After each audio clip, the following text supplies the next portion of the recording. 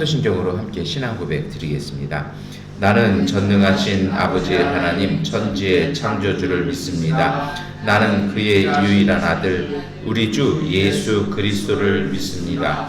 그는 성령으로 잉태되어 동정녀 마리아에게서 나시고 본디오 빌라도에게 고난을 받아 십자가에 못 박혀 죽으시고 장사된 지 사흘 만에 죽은 자 가운데서 다시 살아나셨으며 하늘에 오르시어 전능하신 아버지의 하나님 우편에 앉아 계시다가 거기로부터 살아있는 자와 죽은 자를 심판하러 오십니다.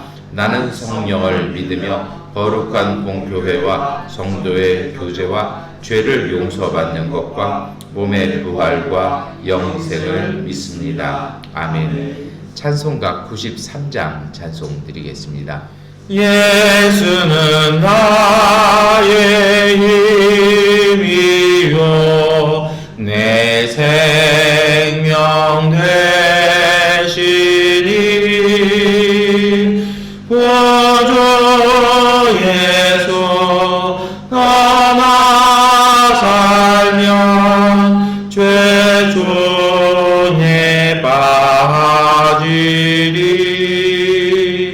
눈물이 앞을 가리고 내 맘에 근심 쌓일 때 위로하고 힘주시리 주 예수 예수는 나의 힘이요 내 생구 되시리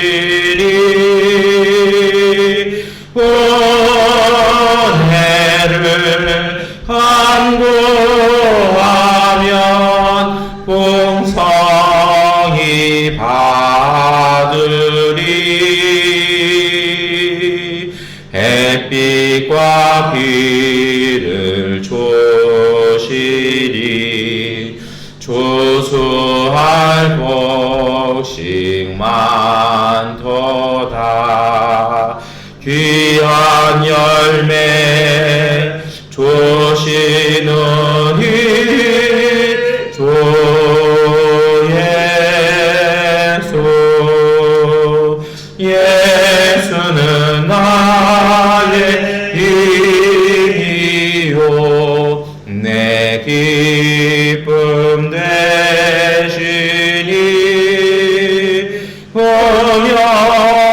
영영을 초래하여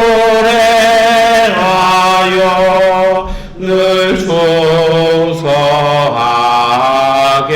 충성하겠네 주야로 보호하시며 바른 길 가게 하시니 의지하고 날아가리 주 예수 예수는 나의 힘이요 내 소망 되시니 이 세상을 떠나갈 때 영생 얻으리 한없는 복을 주시고 영원한 기쁨 주시리 나의 생명 나의 기쁨 주 예수 아멘. 고린도후서 3장 15절부터 18절, 4장 1절부터 6절까지의 말씀 우리 함께 읽겠습니다. 오늘날까지도 그들은 모세의 글을 읽을 때 그 마음에 너울이 덮여 있습니다. 그러나 사람이 주님께로 돌아서면 그 너울은 벗겨집니다. 주님은 영이십니다. 주님의 영이 계신 곳에는 자유가 있습니다.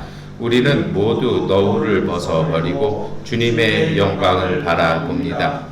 그래서 우리는 주님과 같은 모습으로 변화하여 점점 더 큰 영광에 이르게 됩니다.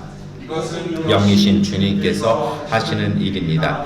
그러므로 우리는 하나님의 자비를 힘입어서 이 직분을 맡고 있으니 낙심하지 않습니다. 우리는 부끄러워서 드러내지 못할 일들을 배격하였습니다. 우리는 간교하게 행하지도 않고 하나님의 말씀을 왜곡하지도 않습니다. 우리는 진리를 환히 드러냄으로써 하나님 앞에서 모든 사람의 양심에 우리 자신을 떳떳하게 내세웁니다. 우리의 복음이 가려 있다면 그것은 멸망하는 자들에게 가려 있는 것입니다. 그들의 경우를 두고 말하면 이 세상의 신이 믿지 않는 자들의 마음을 어둡게 하여서 하나님의 형상이신 그리스도의 영광을 선포하는 복음의 빛을 보지 못하게 한 것입니다.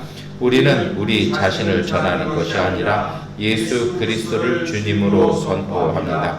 우리는 예수로 말미암아 우리 자신을 여러분의 종으로 내세웁니다.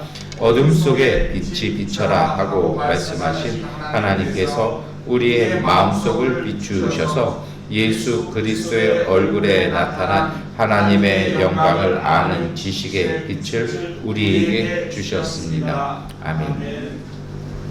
네, 우리 고린도후서 3장의 말씀 그리고 4장 일부의 말씀 이렇게 읽으셨는데요. 오늘 이 말씀은 사실 좀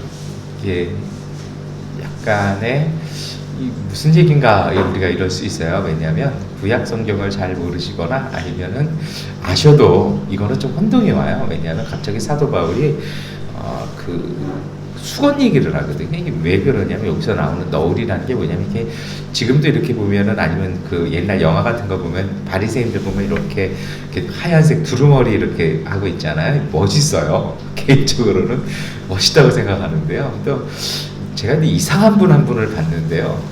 예전에 우리 교회에 있다가 자매인데 이스라엘에서 그 바리새인한테 그 선물을 받았대요. 그래서 그것이 거룩한 것이라고 그걸 이렇게 놓고 그 앞에서 기도하면 그 밑에서 기도하면 특별한 하나님의 은혜가 임한다고 얘기하는 그거 보고서 제가 이렇게 잡아가지고 바로 땅에다 던져버려요. 그리고 울고불고 난리가 난 적이 있었는데요.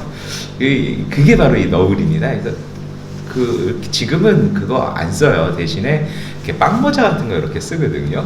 많이 바뀌었어요. 그래서 이게 왜 그런 거냐면 바울이 오늘 얘기 아니냐면 그리고 제가 그랬잖아요. 구약 성경을 아셔도 이게 좀 난해합니다라고 하기에요. 요 얘기는 이제 출애굽기 34장에 나오는 얘기입니다.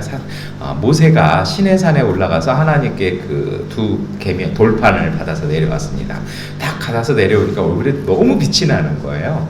그래서 이 빛 때문에 사람들이 너무 무서워가지고 가까이 오지 못해요. 그러니까 이제 그것을 좀 배려해주고 싶어서 너울 수건을 딱 써서 가린 겁니다. 그 이후부터 모세가 그 하나님과 대면해서 이야기할 때는 이렇게 수건을 벗고 사람들과 이야기할 때는 또 이제 수건을 쓰고 하는 이런 게 왜냐하면 사람들에게 다가오라는 거죠. 구약에는 그렇게 돼 있어요. 그런데 이제 이게 신약에 오면서 좀 바뀌었던 것 같아요. 이게 뭐가 바뀐 거냐면 해석이 바뀐 그 전통이 바뀐 겁니다. 그러니까 유대인의 그 전통과 해석이 쭉 바뀌어오면서 어떤 의미가 있었냐면 아마도 그 모세의 후계자임을 자처했던 특별히 바리새인들이라든지 아니면 그런 뭐 제사장급에서 이런 게 생긴 것 같아요. 왜냐면 자기들은 그 권위가 없거든요. 얼굴에 빛이 안 나거든요. 이 얼굴에 사실은 그게 성경을 너무 이렇게 신문 기사처럼 읽는 경우도 있어요. 이게 얼마나 우습냐면요. 그 유럽에 가시면 제가 알기에는 하여튼 저쪽 서쪽 유럽이라고 생각을 하는데요. 그 미술관에 가면 모세의 사진이 딱 이렇게 걸려 있어요. 유명한 화가의 그림으로 걸려 있는데 거기에 보면 모세가 이렇게 뿔이 양쪽에 딱 나 있어요. 이게 그러니까 저도 사실은 처음에 제가 좀 이렇게 그림 보는 거 좋아해서 가보지는 못해도 한번 보자고 해서 이렇게 도감으로 보다가 깜짝 놀랐어요. 그래서 아니 모세가 악마인가? 이런 생각이에요. 왜냐하면 우리 생각에 이렇게 뿔나 있으면 우리는 악마라고 생각하잖아요. 그래서 깜짝 놀라가지고 나중에 봤더니 이게 왜 생겼냐면 이 너울, 이 수건이라는 히브리어 단어와 이 뿔이라는 단어의 발음이 자음이 똑같습니다. 그러다 보니까 중세에 이거를 잘못 읽은 거예요. 그래서 뿔이 권위를 상징하니까 분명히 수건은 뿔이었을 것이다 해가지고 뿔까지 달아놓은 아주 웃지도 못할 그런 사건도 있고, 그게 또 명화로 돼가지고 아직도 그림이 걸려 있기도 합니다. 그러니까 무슨 얘기냐면요, 그것이 중간에 오다가 그렇게 모세가 썼던 수건, 그 너울이 뭐가 돼버린 겁니까? 처음에는 배려에서 시작되었는데 나중에 뭐가 됐냐면 그것이 권위의 상징이 되어버린 것입니다. 뭐가 말이 바뀐 거죠. 특별히 예수님 시대 때 그리고 초대교회 때는 그것이 더 심해진 것 같아요. 이 바리새인들이 자기들 얼굴에는 빛이 안 나잖아요. 그러니까 그 수건을 통해서 자기들에게 모세의 권위가 있다라고 이렇게 상징적으로 부여했던 것 같아요. 그래서 그것을 정말 목숨 걸고 썼던 것 같습니다. 그러다 보니까 사도 바울 시대에는요, 이게 어떻게 돼 있었냐면 그것이 하나의 권위가 되는데, 문제는 뭐냐면 그 권위라는 것은요, 실질적인 힘이 있어야 합니다. 진짜 권위는 어디서 나오냐라는 것입니다. 진짜 권위 거기서 나오는 게 아니죠. 진짜 권위는요, 진실됨에서 나옵니다. 오늘 사도 바울이 그 이야기를 합니다. 특별히 오늘 이 고린도후서는요, 사도 바울이 정말 난처했을 때입니다.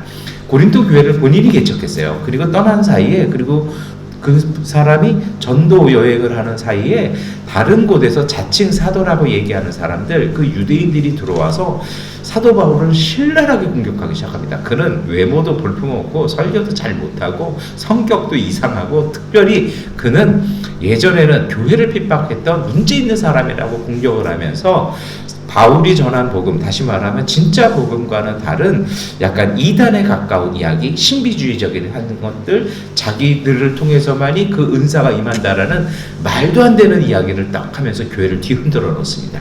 사도 바울이요, 놀래서 쫓아갔다가 어떤 한 사람한테요, 굉장히 심한 모욕을 당합니다. 그리고 쫓겨나옵니다. 그리고 나서 비로소 교회에 열심히 다른 이제 동역자들을 보내서 화해시키고 중재시키고 다시 가리키고 해서 어느 정도 세워졌는데도 문제가 생기고 본인이 가지 못하게 되니까 이제 두 번째 편지를 보내는 거거든요. 그러면서 사도 바울이 딱 하는 이야기가 바로 이 수건에 대한 이야기, 모세와 유대인들과 바리새인들이 썼던 이야기들을 딱 하는 것입니다. 그래서 우리 16절 17절 말씀 함께 읽겠습니다. 그러나 사람이 주님께로 돌아서면 그 너울은 벗겨집니다. 주님은 영이십니다. 주님의 영이 계신 곳에는 자유가 있습니다. 아멘. 그러니까 유대인이나, 오늘 사실은 15절에도 그들이 유대인 바리새인들을 얘기하는 것인지 아니면 잘못된 신앙인들을 말하는 것인지 좀 이중적인 의미로 이렇게 다 함축이 되어 있습니다. 그 사람들은요, 그 글을 읽을 때 뭐가 쓰였다라는 것입니까? 마음에 수건도 아니에요. 그냥 너울 천조각에 딱 가서 덮여 있다라는 것입니다. 왜 그럴까요?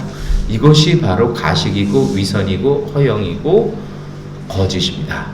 신앙생활은요, 진실해야 돼요. 진짜 참된 신앙의 그 비밀은요, 참된 신앙의 그 모든 능력은 어디서 나오냐면 진솔성에서 나옵니다. 있는 그대로입니다. 오늘 우리의 고백이 있잖아요. 우리가 세례 요한도 그렇게 전하고 예수님도 그렇게 전하셨습니다. 히브리서에도 그 말씀이 있잖아요.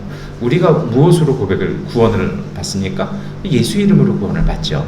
그런데 거기에 반드시 필요한 것이죠. 무엇입니까? 우리의 죄를 자백하고 고백하고 인정하는 세례가 필요합니다. 성령 세례도 마찬가지죠. 예수의 이름으로 세례를 받으면 성령이 임하시는 것입니다. 정말 필요한 건 뭐냐면요, 인정하는 것입니다. 우리 자신을요, 솔직하게 인정하는 것입니다. 그런데 문제는요, 그렇게 솔직하게 인정하고 예수를 믿었다라는 것은요, 어떻게 보실 수 있냐면 우리가 고백한 자리, 우리의 부족함이나 우리의 연약이나 우리의 실수나 우리의 잘못들을 고백하고 그것을 떼어난 그 자리에 하나님께서 그 자리에 은혜를 주시고 그 속에 그것을 이길 수 있고 감당할 수 있는 능력도 그 자리에 주시는 것입니다. 그런데 문제는 고백이 없어요. 진실이 없어요. 그러면 그 하나님의 은혜가 담길 자리가 없는 것이죠. 다시 말해서요, 옛날 이 유대인들하고 똑같아진다는 것입니다. 자기들의 얼굴에 빛이 없어요. 그런데 모세는 그 빛을 사람들을 배려해서 수건을 썼습니다만, 후대로 오면서 유대인들은요, 빛이 없는데 그 빛이 없음을 들키지 않으려고 수건을 써버리는 것 똑같은 것이죠. 거짓인 거죠. 안에 빛이 없는데 수건 써봤자 무슨 소용이 있겠습니까? 오늘 사도 바울은요, 그 얘기하는 것입니다. 참된 마음, 참된 삶으로 살아가지 않으니 말씀을 읽어도 너울을 덮어놓은 거랑 똑같다는 겁니다. 아무리 봐도 그게 잘 보이지도 않고 잘 읽히지도 않고 잘 들리지도 않고 마음에 느껴지지도 않는다는 것입니다. 그래서 오늘 사도 바울이 이야기하는 것이 바로 우리가 읽었던 16절, 17절의 말씀입니다. 주님께로 돌아서면 정말 진실된 마음으로, 고백된 마음으로, 진솔한 마음으로, 솔직한 마음으로 주님께로 돌아서면 그렇게 되었을 때 그 너울이 사라진다는 것입니다. 정말 진심으로 하나님 앞에 서는 것이 필요하다는 것입니다. 고린도 교회를 뒤흔들었던 사람들, 교회를 시끄럽게 했던 사람들이요, 그 사람들의 그 한결같은 자세가 있죠. 그것이 정말 예수의 복음이냐라는 것입니다. 어떤 철학자가 20세기 초에 교회를 향해서 했던 이야기가 있습니다. 그것이 진짜 하나님의 복음이냐? 그런 복음이라면 나는 하나님을 인정할 수 없다. 교회가 하는 이야기, 그 상황 속에서 이익과 권리를 찾기 위해서 하는 이야기인지, 그것이 정말 하나님께로부터 온 것인지 순수성을요, 우리가 지녀야 됩니다. 참 묘한 게 있어요. 거짓이 오래되면 진짜를 잊어버립니다. 이게 망상증이라고 부르잖아요. 자꾸 거짓말을 하다 보면 그게 자기가 한 말이 진짜라고 믿기 시작해질 때가, 그런 게 정신과적인 질환이거든요. 신앙도 마찬가지입니다. 거짓된 신앙이 지속이 되면요, 그것이 그게 정말 믿음이나 순수한 신앙이 아니라 자기 최면에 걸려요. 그래서 그게 그렇게 된다고 생각하는 거죠. 그래서 그때부터 그런 신앙에는요, 자유함이 없습니다. 우리는요, 아전인수격적으로 믿고 싶어 할 때가 솔직히 있습니다. 예수님의 제자들도 그랬고 오늘 우리도 그래요. 사도 바울도 그 얘기를 얘기해요. 그래서 뭐라고 얘기합니까? 내가 매일같이 죽노라, 그리고 매일같이 살아난다고요. 성령에 의해서. 그래서 정말 우리 신앙 속에 필요한 자세가 있습니다. 그것은요, 정직함과 진실함입니다. 순수함이 필요합니다.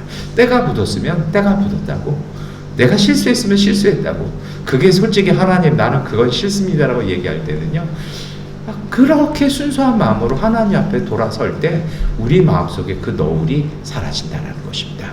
여러분, 이 자세가 필요합니다. 있는 그대로 솔직하게, 정말 우리 한국적인 표현으로는 순수와 그 담백함이 참된 오늘 우리의 신앙이 되었으면 좋겠습니다.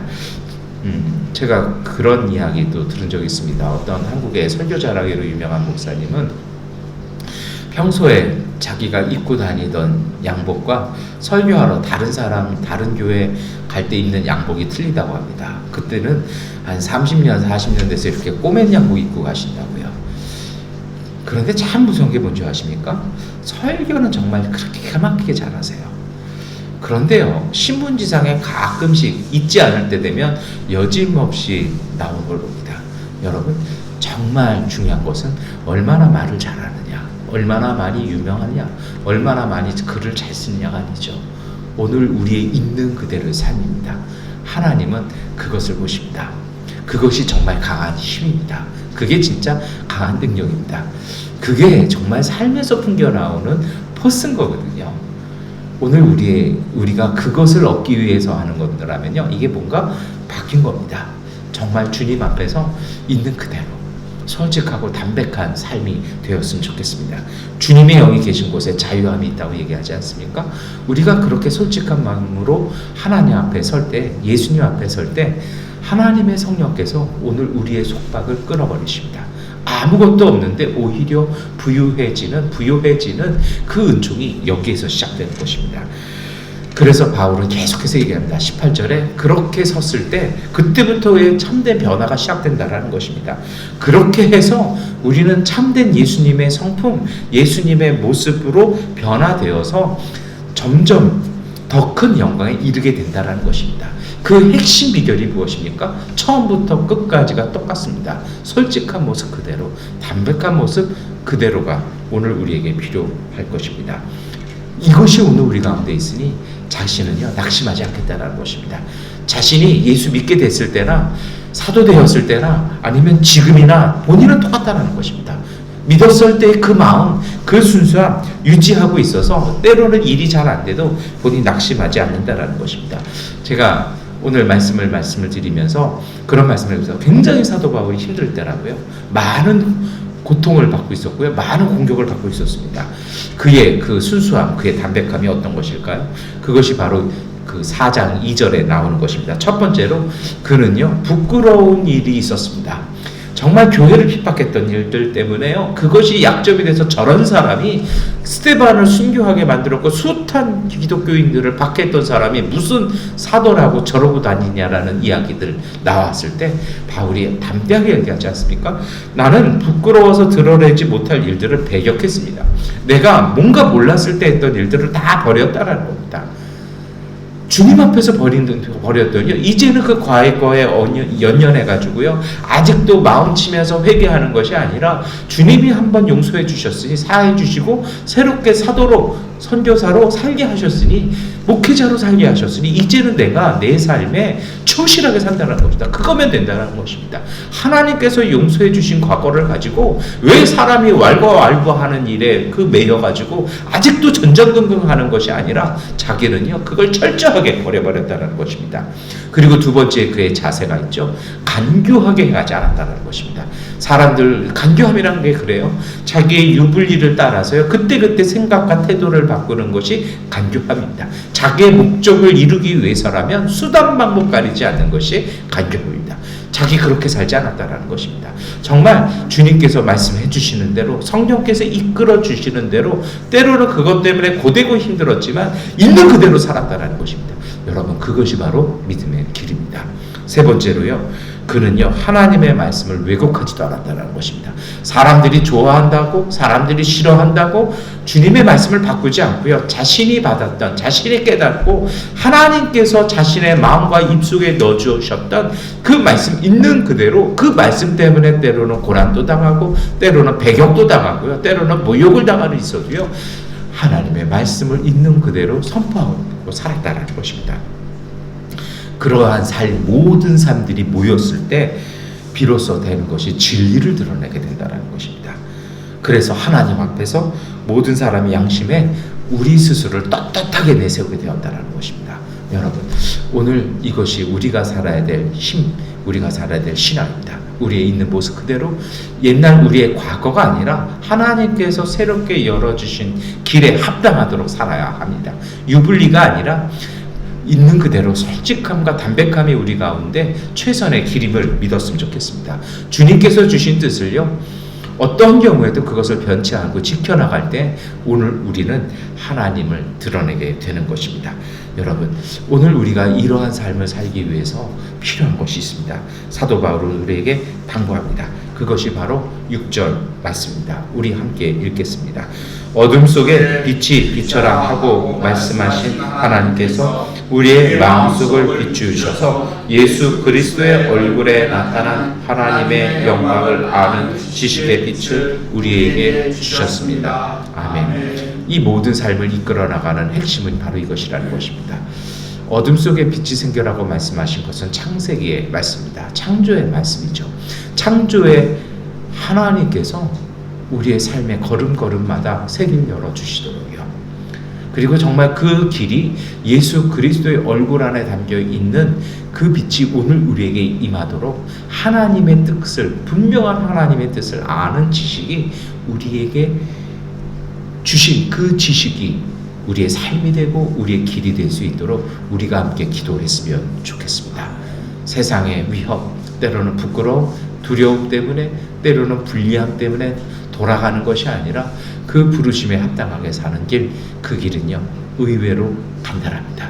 있는 그대로 솔직하게 담백하게 오늘 우리가 그러한 삶을 통해서 마음에 너울 덮인 것이 아니라 주님의 영광을 아는 지식으로 오늘 우리의 삶에 하나님의 성품을 이루어내는 복된 삶 되시기를 축원합니다. 기도하겠습니다. 전능하신 아버지 하나님, 참 우리의 마음속에 걸리는 것도 많고 짚히는 것도 많고 와서 닿는 것도 참 많습니다. 그러나 주님, 우리에게 한결같은 마음을 주시고 솔직하고 담백한 마음 주셔서 있는 그대로 진솔한 삶을 살아가게 하여 주시옵소서.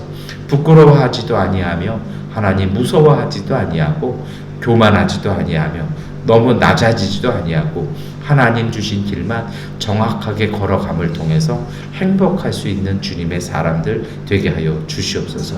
때로 어찌해야 될지 모를 때마다 하나님 우리에게 밝음을 주셔서 주님의 길을 깨닫게 하여 주시고 하나님의 뜻을 깨달아 행복한 미소 지으며 힘있게 성령의 주시는 능력에 힘입어 그 길 걸어가게 하여 주시옵소서. 오늘 우리가 살아가는 것이 아니라 주님의 성령께서 우리 안에 살아 계심을 고백하며 살게 하여 주옵소서. 예수 그리스도의 이름으로 기도드립니다. 아멘. 하나님께 기도하는 시간 갖도록 하겠습니다.